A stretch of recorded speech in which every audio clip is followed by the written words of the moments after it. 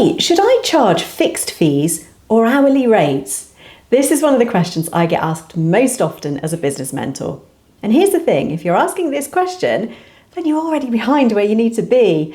The truth is that successful interior designers don't wait for clients to ask about their pricing. They know exactly when to use each approach before they even get on that first consultation call. In this video, I'm going to break down the simple framework that I use to help designers choose between fixed fees and hourly rates so that you can stop second guessing yourself and start charging with confidence. And if you've ever found yourself doing loads of extra work for free because you picked the wrong pricing structure, then this video is going to save you from that particular nightmare happening again. I'm Kate Hatherall, and here at the Interior Designers Hub, we teach people how to get qualified as interior designers and how to set up, grow and run successful interior design businesses. Right, so here's the problem I see happening all the time. Designers think they can pick just one pricing method and use it for everything. But honestly, that's like trying to use a hammer for every job. Sometimes you need a screwdriver instead, right? Now, the biggest disaster that I see is designers offering fixed fees without properly defining the scope of work. So they'll say, oh yeah, I'll design your living room for £2,000, but they haven't clearly outlined what that includes, and more importantly, what it doesn't include. Then what happens? The client starts asking for just one mood board option, or can we look at a few more sofa choices? And because the designer hasn't been clear about boundaries, they feel awkward saying no. And so they end up doing hours and hours of extra work for free, thinking that if they don't, they're going to damage the relationship. And asking for more money just feels icky. Now, I've seen designers spend twice as long on a project, essentially halving their hourly rate because they haven't planned it properly. And it's heartbreaking because it's completely avoidable. Now, the other mistake I see is using hourly rates, but not managing them properly. Now, clients get shocked at big bills, of course, because nobody's been keeping track of the time or communicating how it's been spent. So here's the thing, both pricing methods work brilliantly when you use them in the right situations. So it's all about matching the pricing structure to the type of work you're doing. Fixed fees work best when you have a really clear, defined scope of work. So think design and specification phases. You know exactly what you're delivering, a set number of mood boards, floor plans, maybe a shopping list, and you can estimate fairly accurately how long it will take you, and you can then contain the work within those boundaries. But here's the crucial bit. You must be crystal clear about what's included and what's not, and I mean painfully specific. So if your fixed fee includes 2 rounds of revisions, then say that. If additional mood boards cost extra, spell it out.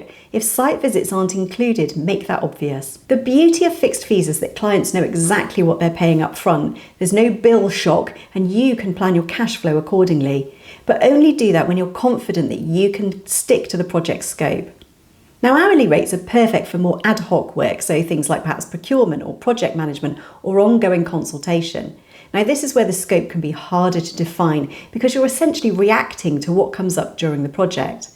So here's my top tip for hourly rates. Sell them in blocks of 10. So don't just say, I charge £75 an hour. Say, I charge blocks of 10 hours at £750. And what I'll do is I'll keep you updated with how much progress we've made and how much time we've used up. Now, this does 2 brilliant things. Firstly, it makes the client think about whether they really need to call you about every tiny decision. When they know that that quick phone call is coming out of their prepaid hours, they'll often figure things out themselves, or they'll save up their questions for one conversation, which means that you can work more strategically. And secondly, of course, it makes you really transparent about how the time is being spent, so there's no awkward surprises or conversations about bills.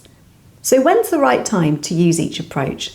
Well, for design and specification work where you're creating mood boards, floor plans, schedules and shopping lists, that sort of thing, I recommend using fixed fees often because you know what you're delivering, you can estimate the time, and clients love having that certainty. Now, for things like procurement and project management where you're dealing with suppliers, chasing deliveries and handling problems as they arise, using hourly rates in blocks can be a good way forwards. And that's because that work is much harder to predict and scope, and so it gives you just a bit more flexibility as you go along. And then for ongoing consultation or styling session, hourly rates can work as well. So they might actually want to book just 2 hours or 10, and you can't know in advance, and so sometimes charging by the hour helps to contain that. Now, the magic happens when you combine both approaches for larger projects. So you might charge, for example, a fixed fee for the design phase on one project and then switch across to hourly for the procurement and project management. Now, just make sure that's clear to your clients from the start so they know exactly what they're getting and they know what's not included as well. So how can you begin to implement this? Well, you're going to start by auditing your current services. So make a list of everything you offer, your initial consultations, your design development work, the mood boards you create, floor plans, procurement, project management, styling, whatever you do. And for each service, ask yourself, can I clearly define what this involves and how long it takes? If yes, you can, you might want to think about fixed fees. But if you can't, then it could be that an hourly rate is better for you. Now, for your fixed fee services, write out exactly what's included. And I mean everything. So how many concepts, how many revisions, how many site visits? And then, and this bit's crucial, write what's not included too. So any additional revisions, extra site visits, sourcing items not on the original brief, sampling, whatever it is. For your hourly services, decide on your block size. Now, I often recommend 10 hours, but 5-hour blocks can sometimes feel less scary for clients. Work out your communication schedule for that as well. So are you going to update them weekly or when they've used half of their hours? How's that going to work? All right, when you've done that, you can test it with your next few clients and you'll quickly be able to see which approach works better for different types of projects, and you're going to get more and more confident about setting those boundaries. So I'd love to know, what's the biggest pricing mistake you've made and which approach do you think might have helped to prevent that?